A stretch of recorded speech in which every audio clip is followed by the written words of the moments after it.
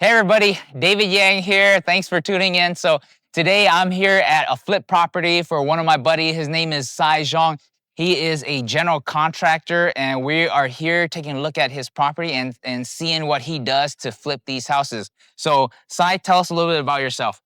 Well, I'm a general contractor 2 years now, but I've been flipping houses for I would say 6, 7 years. Okay. This is one of our projects.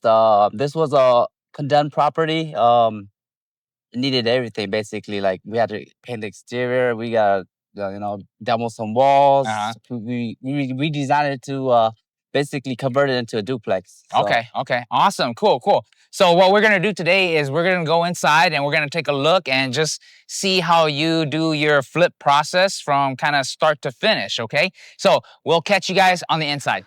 All right, so Sai, can you tell us a little bit about the project here? I know when we were outside, you said this was a condemned property. How did you find it? How did you kind of like fund it? And what's your plans with it? well, I work with a lot of wholesalers, so they usually send me like a few deals every now and then, and this was one of them. They reached out, so I decided to come by, check it out. It was a lot of work, but Oh, yeah. I try to keep myself busy too. So Okay, So- yeah. It looks super nice right now. Did it look like this Oh. when you first saw it?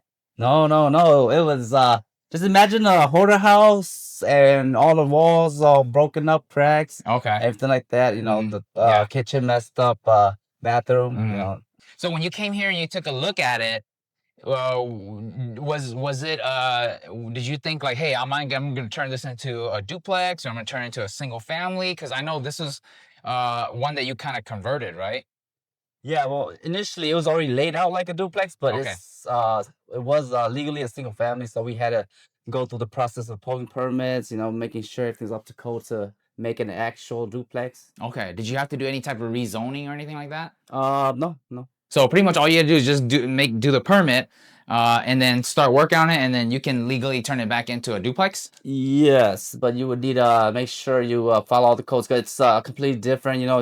It needs to be fire rated from Okay. each unit to be separated, and everything's got to be separated. So Okay. to be legally be a duplex. Okay. Can you walk us through kind of like some of the numbers, like how much you purchased it for, and then when you came here, how much you estimated repairs and everything was going to be, and all of that?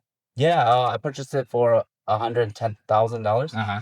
I put in roughly 90, maybe it's closer to 100 grand. So Okay. all in roughly 220. 220. Yeah. Okay. And then what was your ARV that you were kind of basing it off of? At that time, it was 275. Okay. Yeah, for a 4-bedroom, 2-bathroom duplex. Okay.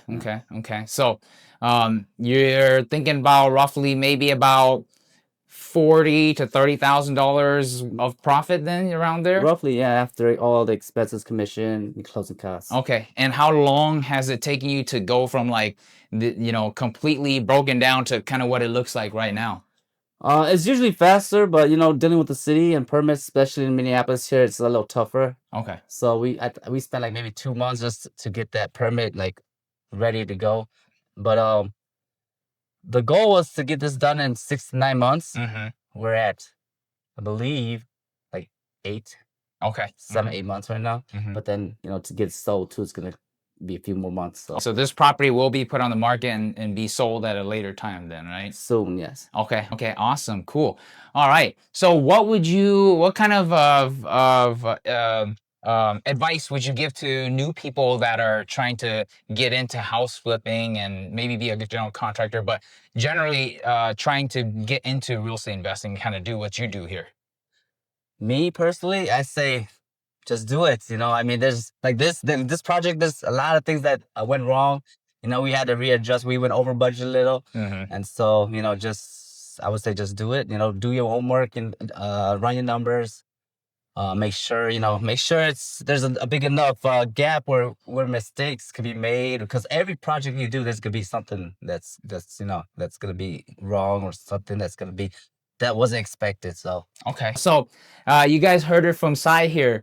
If you want to get into this field, just do it, okay? There's a lot of resources out there. Also, we are hosting a class on October 4th at 11 a.m. I'm going to put the link in the description. You can sign up for it and come meet Xai and hear him talk about how to flip houses for profit, okay? Again, I want to thank everybody for tuning in, and we'll see you guys on the next show.